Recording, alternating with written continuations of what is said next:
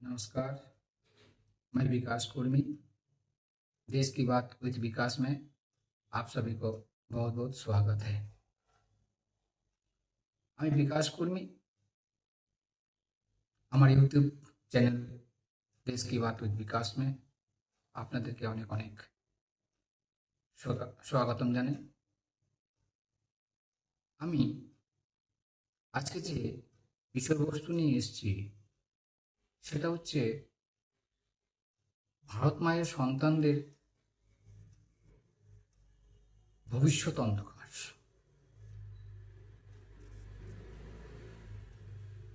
কেন বলছি আপনারা নিশ্চয় হয়তো বুঝতে পেরেছেন। ভারতবর্ষের ভারত মায়ের সন্তান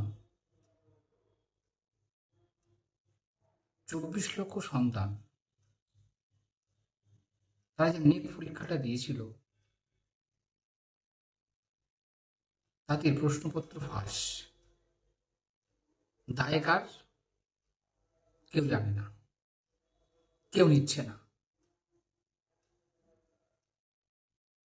এই পরীক্ষায় ফলে যেসব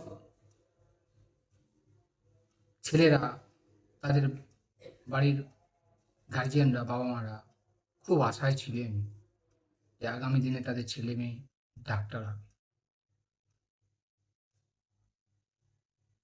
কিন্তু আজ তারা অন্ধকারে, তারা নিজের ভবিষ্যৎটাকে উজ্জ্বল দেখতে পাচ্ছে না। শুধুমাত্র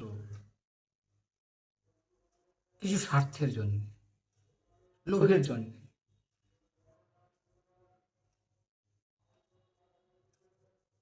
নিট পরীক্ষার প্রশ্নপত্র ফাঁস। কিন্তু দেশের শিক্ষামন্ত্রী কিছু বলতে পারছেন না, দেশের প্রধানমন্ত্রী কিছু বলছেন না। এমনিতেই দেশের প্রধানমন্ত্রী আমাদের রাজ্যে হোক, আমাদের দেশে হোক, বাইরে কোনো দেশে হোক, কোনো কিছুতে খুব সহজেই সোশ্যাল মিডিয়ায় টুইট করেন। কিন্তু দেখা যাচ্ছে আজকে 3 থেকে 4 দিন হয়ে যাচ্ছে প্রধানমন্ত্রীর কোনো টুইট নেই। চিন্তা করুন, দেশের প্রধানমন্ত্রী, দেশের সরকার ছেলে মেয়েদের নিয়ে কতটা সিরিয়াস।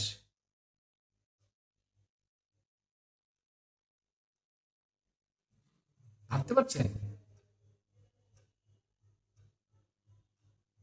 আর তারপর দেখুন যারা প্রশ্নপত্র ফাঁস করেছে কারা ধরা পড়েছে? বিজেপির নেতারা, বিজেপি কর্মীরা। তারা আবার বলছে যে আমাদেরকে ধরে কি হবে, বড় মাথাকে ধরুন। চিন্তা করতে পারছেন বড় মাথাটা কে?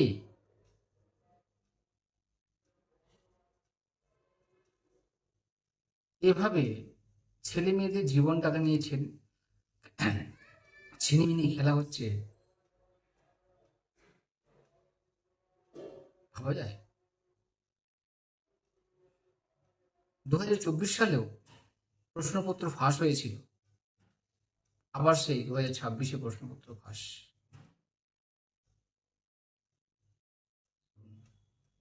আপনারাই বিবেচনা করুন, আপনারাই বিবেচনা করুন। এটা কি ভালো? এটা কি ভালো হচ্ছে নাকি খারাপ হচ্ছে? হচ্ছে নাকি খারাপ হচ্ছে? নমস্কার।